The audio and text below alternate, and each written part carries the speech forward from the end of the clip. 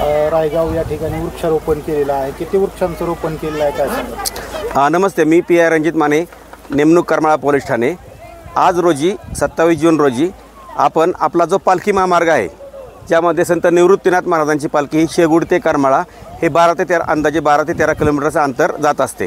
सदर पालखी महामार्गावरती आदरणीय आमचे SP sir Shri Atul Kulkarni sir यांच्या संकल्पनेतून म्हणजे हरितवारी उपक्रमाअंतर्गत पालखी मार्गाच्या दोन्ही बाजूला आपण वृक्षारोपण करत आहोत.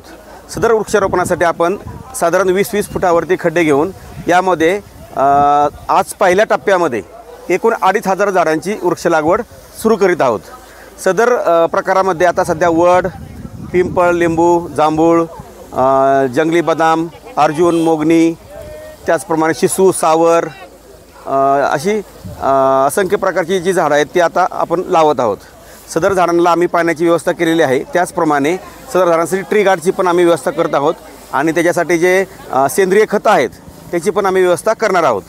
आजचा जो उपक्रम आहे त्या सदरच्या उपक्रमासाठी आपल्याला आज प्रमुख आमचे आदरणीय DYSP sir Shri Ajit Patil sir उपस्थित होते.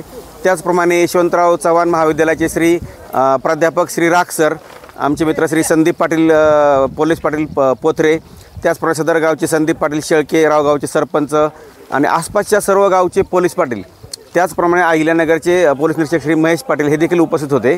आणि सध्या आम्ही विद्यार्थी जे आहेत आपल्याला दिसू शकतात, सर्व विद्यार्थ्यांच्या हस्ते पण आपण वृक्षारोपण करत आहोत. हा जो पहिला टप्पा आहे तो साधारण 2500 वृक्षांचा आहे. यापुढे जास्तीत जास्त वृक्ष लावून आपली कायमस्वरूपी जी वारी आहे ती हरितवारी होईल.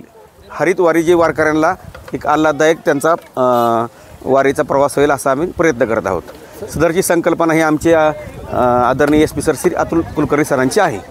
सर, ज्या प्रकारे या ठिकाणी ब्रीदवाक्य लिहिलेलं आहे, वृक्षवल्ले आम्हा सोयरे वनचरे, कुठंतरी निसर्गाला या वृक्षांची सुद्धा गरज आहे. येस. आणि हेच वृक्षांची कुठेतरी आता मोठ्या प्रमाणात तोड सुद्धा होताना दिसून येते. बरोबर आहे. सांगाल काय संदेश द्या? नाही, वृक्ष तोड तर एकदमच चुकीची आहे. म्हणूनच आपण जास्तीत जास्त वृक्ष लागवड करत आहोत की बाबा जेणेकरून पूर्ण जे पर्यावरण आहे त्याचा समतोल राहणं आवश्यक आहे. आणि त्या पर्यावरणाच्या समतोलाचाच एक भाग म्हणून हे सध्या हरितवारी उपक्रम जो सध्या आपल्या दिंड्या ज्या येतात वारकऱ्यांना चांगला प्रवास त्यांचा सुखकर व्हावा यासाठी आपण करत आहोत. सर, एक उपक्रम असाही होऊ शकतो की बाबा वाढदिवसाला जी गिफ्ट आहे त्यापेक्षा बरोबर. आता आमचे स्वतःचे आदरणीय SP सरच कधीही बुके कोणाचा स्वीकारत नाहीत. त्याच्याऐवजी सर्वांना एक झाड देण्याचं सजेशन, सर्वांनी बुके न वाटता एक झाड जरी सर्वांना दिलं आणि ते नुसतं देऊन उपयोग नाही तर त्याचे लावलं पाहिजे आणि त्याला जोपासना केली पाहिजे. त्याला पाणी, खतं देऊन ट्री गार्ड लावून त्याची वाढ करणं आवश्यक आहे.